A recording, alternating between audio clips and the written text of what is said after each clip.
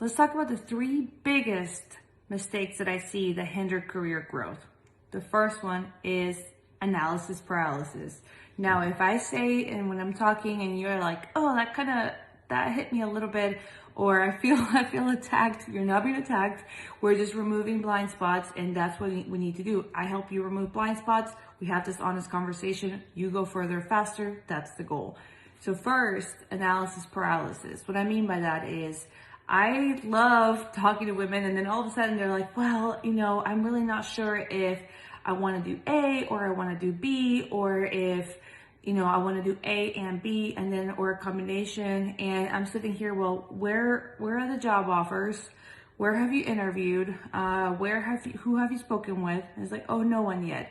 Okay, well, why are we debating what is the best option if we haven't done even a step in the right direction?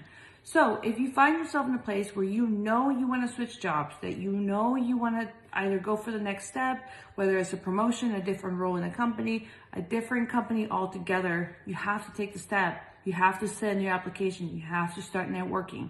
Once you have your options, then you have a piece of paper that says, hey, you have a job offer, or a piece of paper that says, hey, you have the opportunity of moving to this other team. Then we can talk about the pros and cons. Then we can say, is this the best move for you? Does it fit your career plan or not? But when we are debating things that we don't even have the option of pursuing yet, it's only doing you a disservice, and it's overwhelming you to the point that you never do anything about it. So you see what I'm saying? You come in and you say, gosh, just the thought of how many options I have, I prefer to just not. I'm tired now. I've thought about it too long. Now I'm tired. And then you don't do anything. So then you get stuck in the same place, running in circles. And then a year goes by and you say to yourself, why didn't I just make any move? Would have been better than standing still and not growing. So the first thing, you have to start taking action. Okay? You have to start taking action. You might take a step towards option A and realize option A is not for you. Guess what? Now you know option A is not for you. That is my advice. First, start action, action, action. Don't snooze. The second thing is, and I want to say this, and I think a lot of times you think you have it, and I love you for it, but you don't. And I'll have my notes over here. It's lack of strategy. You feel empowered in the role that you're in. I love that. You are inspiring others, maybe a younger generation. I think that's amazing. That's what we need. But you are not thinking about your next 3 to 4 moves, and you are not putting that on paper, and you're not telling someone, are you going to hold me accountable to making this happen?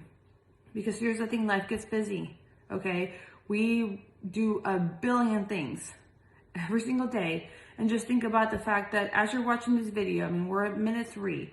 I wonder how many notifications you already got. Or, oh man, what do I have to do now? What do I have to do next? And you're not thinking about your career this way, okay? And I want you to look at other aspects of your life and how much strategy you put into that. I'm not trying to call anybody out here, but even down to what you're gonna do for Friday night, Saturday night. You're probably planning that already, or what movies you wanna watch, or what workout you're gonna do for the next month. You're planning that right now. You're planning what you wanna buy for Christmas for people. But sitting down here and putting a plan together, a strategy together for you and your career falls at the very bottom. And successful people know that in order for other areas of their life to flourish, everything has to be tied together. And you're spending 40 to 50 hours a week in a career, in a job.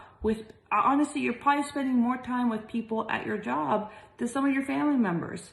So you have to have a plan around it. You have to have strategy. You have to know where you're going in 21. What do you want to accomplish in 21? Q1, maybe, not even the full year.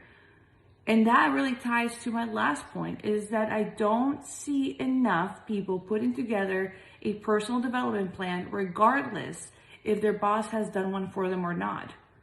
5 years ago, personal development plans were not even a thing. I don't think I really had any bosses ever. Truthfully, I think I've had one personal development And it's from a good friend of mine at this point now, was my boss once upon a time. We just don't have them. Like, it was just not something that happened. But you know what I did? I created one for myself, okay? I made sure that every single year I put personal development as my number one goal. I knew that if I became 1% better every day, my career was gonna shine alongside of that. And the differentiating factor there was that I was talking to senior leaders about books I was reading and books that they had just started reading as well. I have not taken my personal development as a hobby. I have taken that as a due diligence in order to secure my strategy. So think back and wonder, like, how do you spend your mornings? How do you spend your free time? Like, what podcasts are you listening to? What audibles could you put on while you're cooking dinner? Make it work for you. And we have time, okay? I have 2 kids. I'll let them play Play-Doh while I'll listen to a personal development book, and I'll still play with them and listen in the background. Okay, I wake up early, I stay up late. Like, the time excuse doesn't work with me. So think about, how are you spending your time, and are you feeding the most important muscle in your body, which is your brain? So look at your routine, look at what you're doing, look at how you're treating your growth. Are you doing it intentional? I mean, think about, like, if you want to build biceps, you know what you need to do. You got to lift weights. So when we look at your career growth, your personal growth, and going after bigger roles, why would we leave that to chance? So to recap, the first thing is, don't let analysis paralysis stop you from going after something and then deciding if you want to do it or not. Okay, you have to have strategies. Number 2, you have to have that roadmap, that career plan. Number 3, you have to focus on your personal development, because there's aspects of your career that you focus on that are personal, that actually translate to other parts of your life. And there are parts in your career roadmap that are simply tied to your either technical skills, a competency that you need for your job, or even down to your leadership style that you want to hone in on. So those 3 things, if you're not doing those 3 things, I promise you, you're leaving growth on the table. For sure money, but definitely growth, okay? So let me know in the comments, do you need support with any of these? Should we discuss them further? Drop a comment, and let's continue to have these discussions, because I want to be here to support you. All right, have a good rest of your day.